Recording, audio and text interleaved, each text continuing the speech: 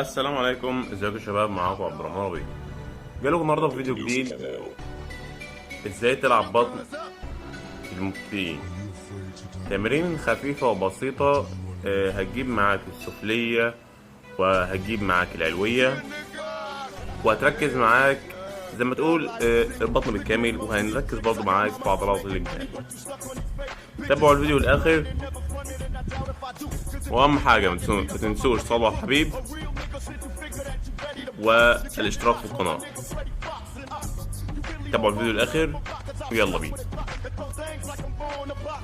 أول شكل هيكون من ضمن البطن السفلية، هيركز معاك على البطن اللي تحت وهيشد معاك التطاولات، الناس اللي بتعاني من التطاولات والبطن الكبيرة اللي ما بيعرفوش يتحركوا كتير. تابعوا الفيديو. ايدك هتبقى كأنك تلعب ضغط بالشكل ده، تمام؟ ويستحسن اول شكل هيكون معانا هيكون هتنزل في وضع الضغط بالشكل ده، ورجلك اللي هتتحرك معانا. يلا بينا،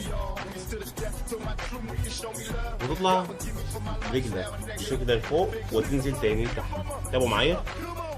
هتجيب من التمرينه دي من 10 عدات ل 30، بتركز معاك على البطن بالشكل ده جامد.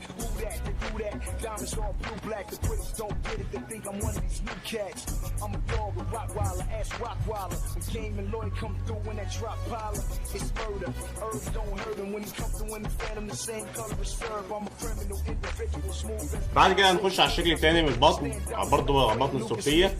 هتركز معاك على البطن السفلية وهتركز برضه على عضلة الجناب. هنخش برضه في الضغط، تمام؟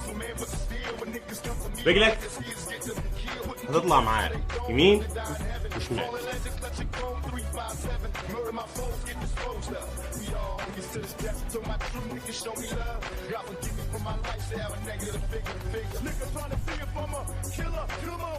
بالشكل ده، تمام؟ اهم حاجة كل مجموعة من كل دور 15 عدة في 3 مجاميع.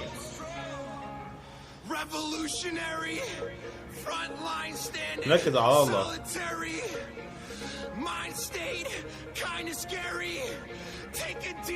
العضلة السفلية بس رفرفة بالرجل. تابعوا الفيديو. ايدك هتكون تحتيك بالشكل ده،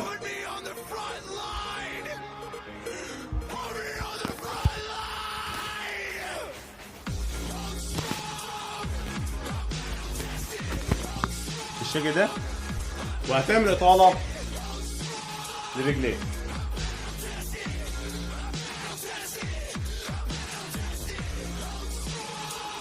وتحاول وانت بتلعب رجلك ما تلمسش الأرض.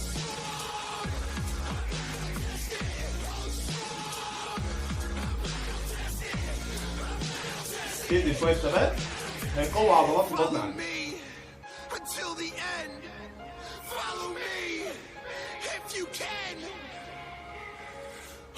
Beating faster.